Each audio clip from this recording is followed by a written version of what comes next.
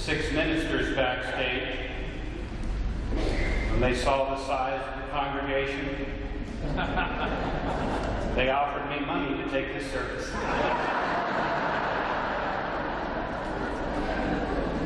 And the one guy was rapidly flicking through his calendar, wondering if it was Easter.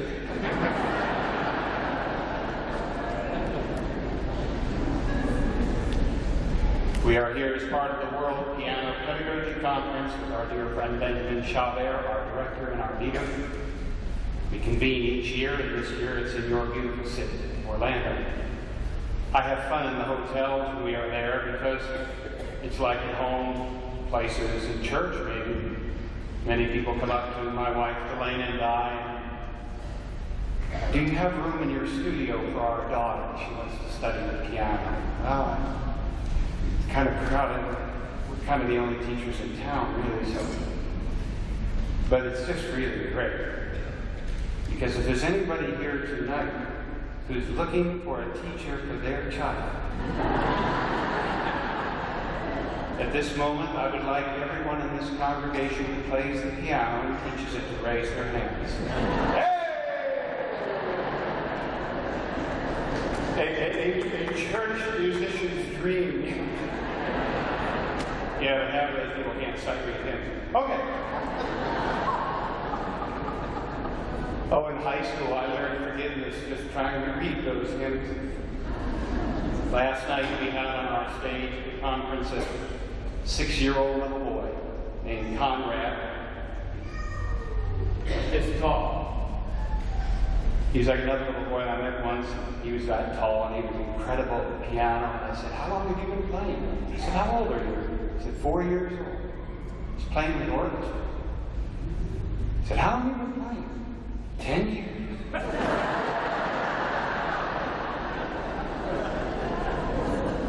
So last night we enjoyed little Conrad. There's another little boy at age 6 named Beethoven. And that would be 1776. That's a good year for America. Beethoven's voice will live forever. Beethoven said, "Life is short. Art is eternal." The words that you hear from this pulpit are much the same each week.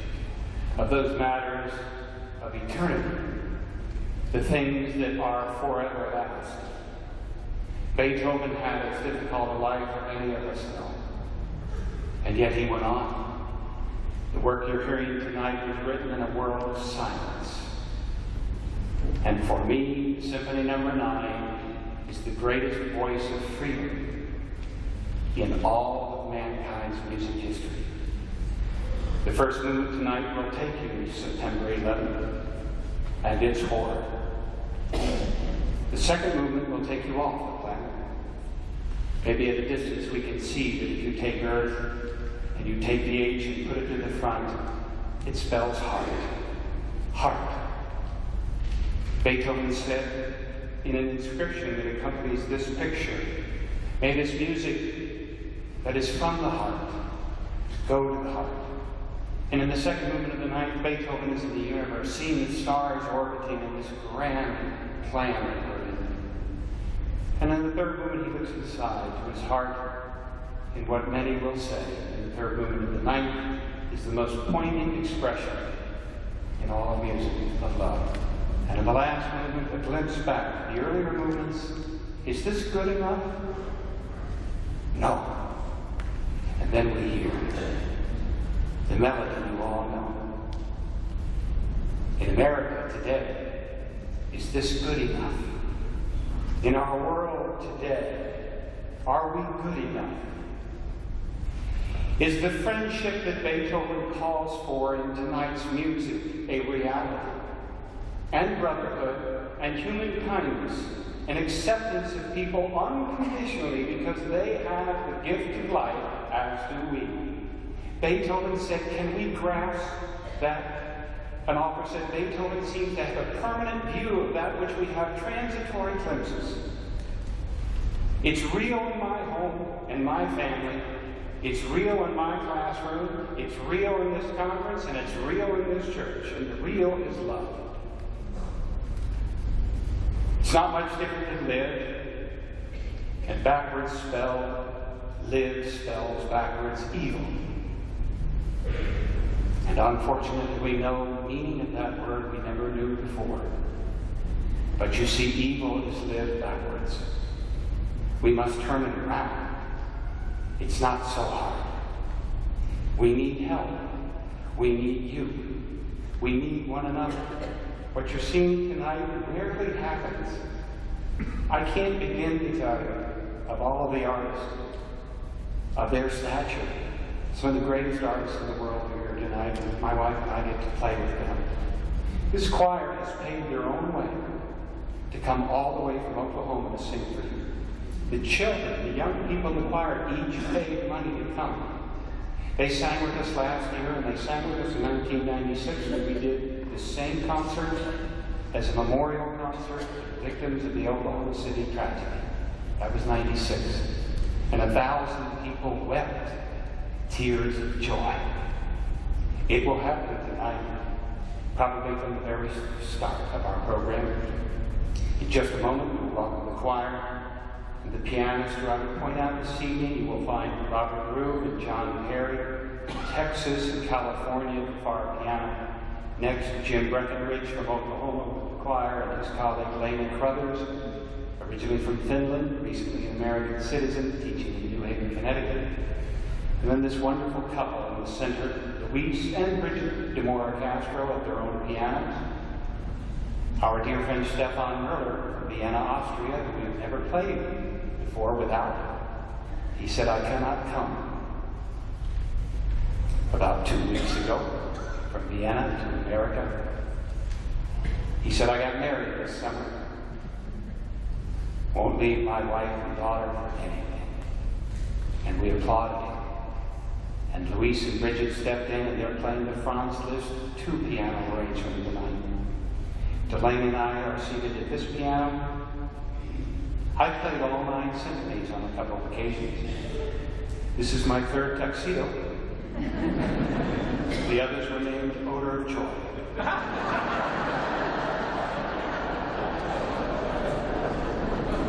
You might not wish you were in the front rows right here. And lastly, my dear friend Elaine Edwards, who I love kidding because I think she dated Beethoven. Only do that with the people you love. And next to her is just a gem of our world, and that's Ann Schein, who's a very famous lady and a very wonderful colleague.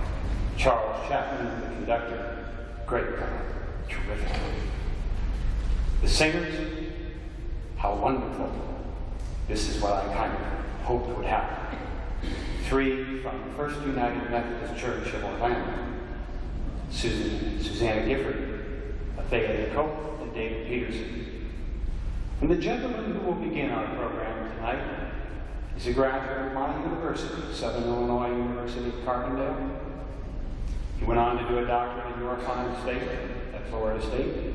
Now he's teaching at Stillman College in Alabama. As good of friends as we've become, I misspelled his name. So he won't be singing tonight. Do we have a tenor in there? Roderick does not have an H in it.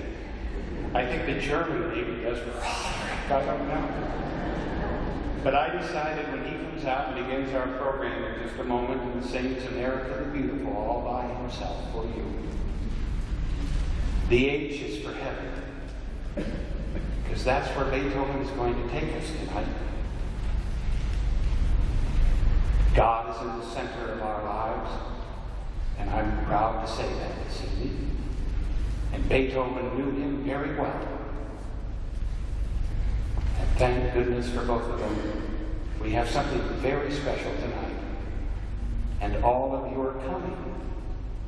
It touches my life and our lives more than you could ever imagine. Tonight we are playing for America. We are also going to play for the world. Your donations tonight coming in or going out. What's my dream? We have one of the finest technicians in all of Orlando here tonight. This is a perfect example. This man could charge me $50,000 to record this concert. It would not be out of line with his work. He's here tonight because he just wanted to record it because it sounded so neat. Pay me what you can, he said. Everyone has been that way. Bill Shortwell of this church, just the right person. So we'll take this tape tonight, we'll make as many copies as we can, and we're going to give them to children all over the world so that they know Beethoven. They have joy in their hearts.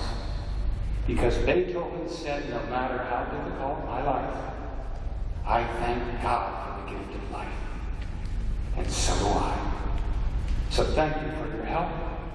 God bless you all. God bless America.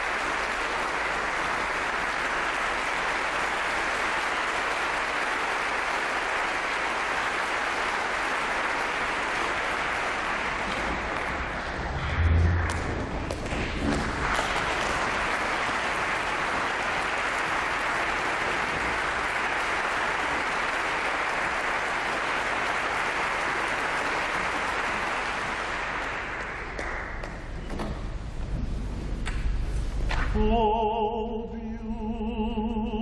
beautiful, for spacious skies, for amber waves of grain, for purple mountain majesties. America.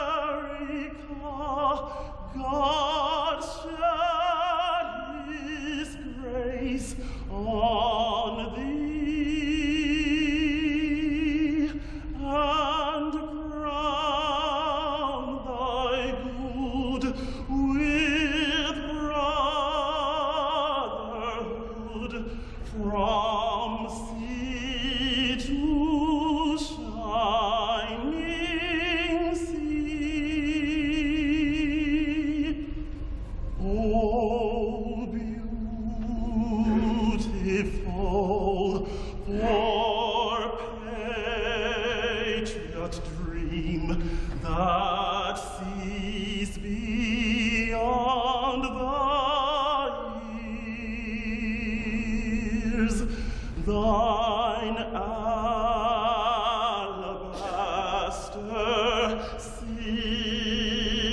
gleam, undimmed by human tears.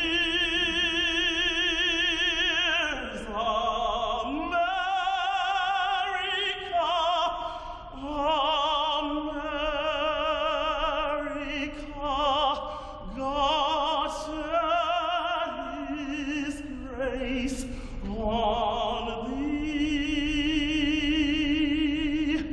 and crown thy good with brotherhood from sea